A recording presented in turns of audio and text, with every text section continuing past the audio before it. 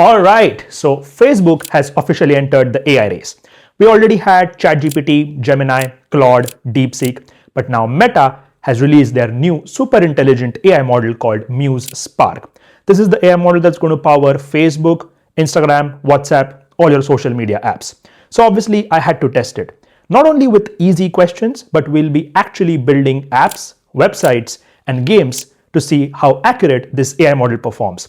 Let us go. This is how the UI of Meta AI looks like. It's similar to the UI of ChatGPT or Gemini. Let us begin by asking a simple question about what model is it.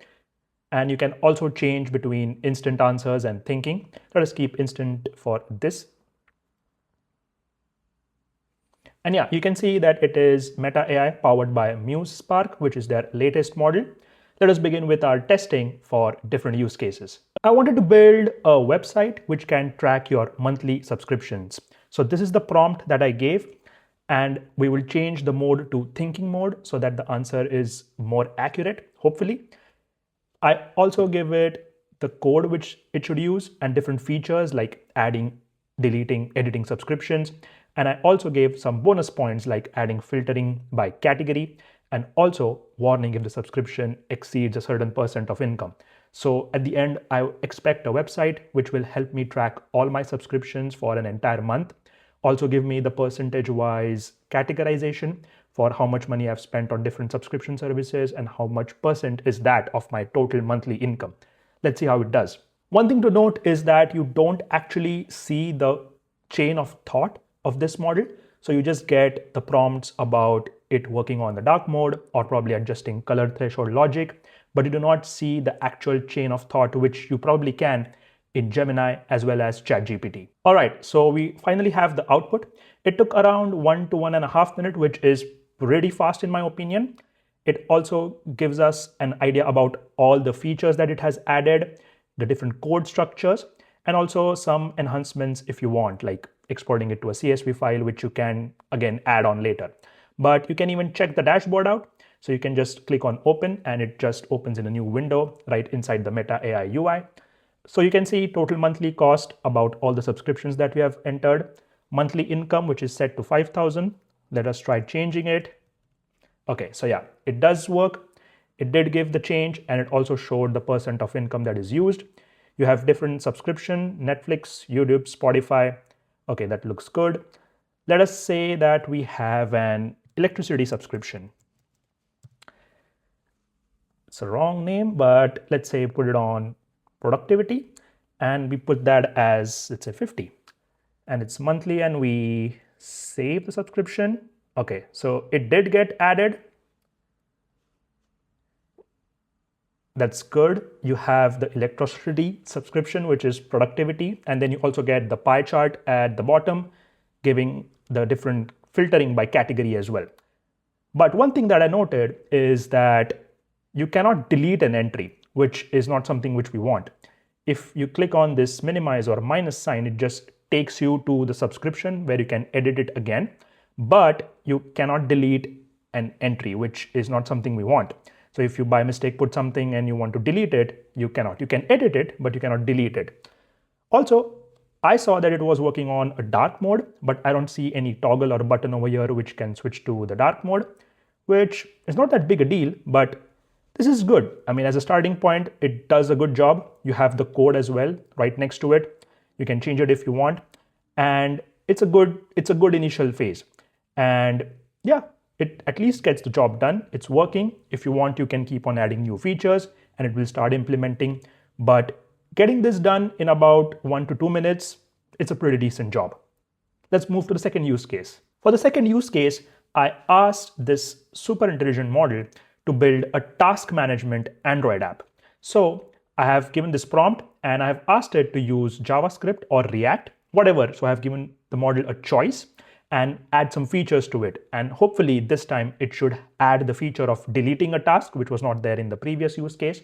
And also some bonus points or like bonus features where you can drag and drop, you can reorder your tasks, or even you can add due dates and highlight overdue tasks. So let's see if it can do that.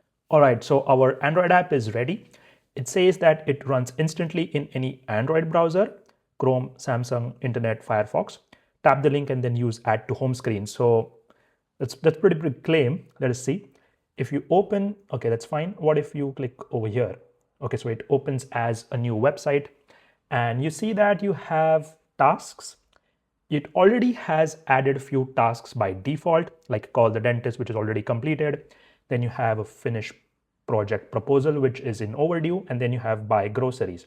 You also get the pending tasks and then the done one. With this, let's see if we can add a new task. Pay Wi-Fi bill.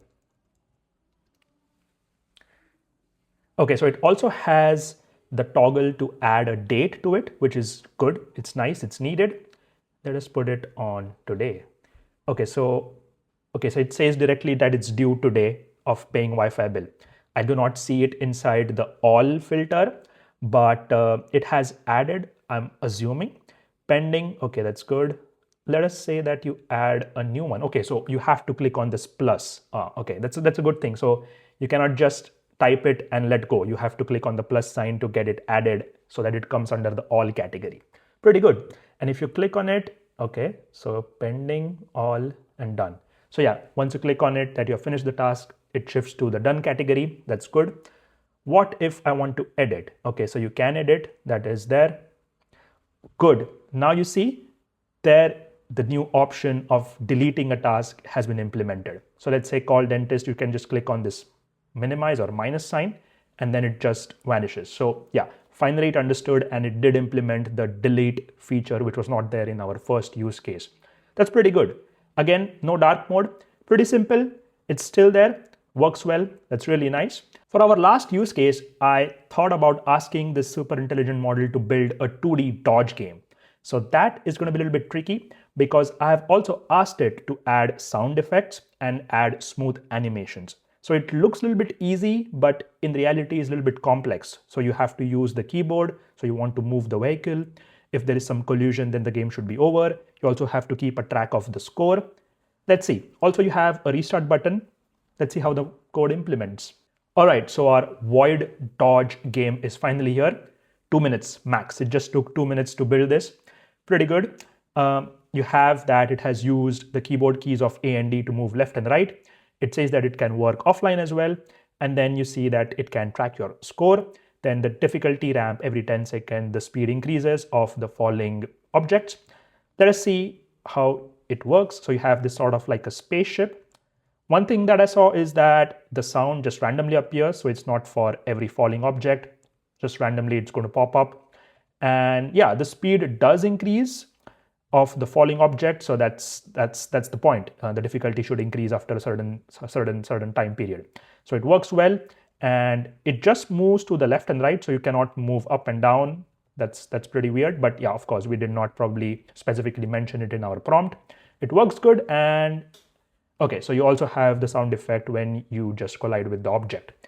Pretty good. Again, great starting point, 2 minutes max. That's all it needed. One thing to note is that this is entirely free. So I have not paid for any subscription plan, unlike ChatGPT where you have to pay $20 to access the Pro models or even the Gemini Pro model, which is again a paid service. This is absolutely free and it works really well, at least as a good starting point.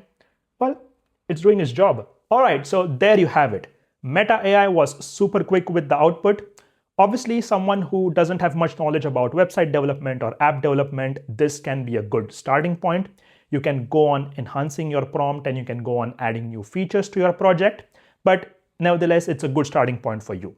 I'm thinking of making an AI video where I compare the results of Meta's Super AI model with ChatGPT and Gemini Pro subscription level models. Also, this being a super intelligent AI model, it can obviously answer basic questions like IPL winners or planning a trip. It obviously has real-time information. It can do the web search. It can even create images for you. That's it for this video. Hope you guys learned something new. Consider liking, sharing, and subscribing, and I'll see you in the next one.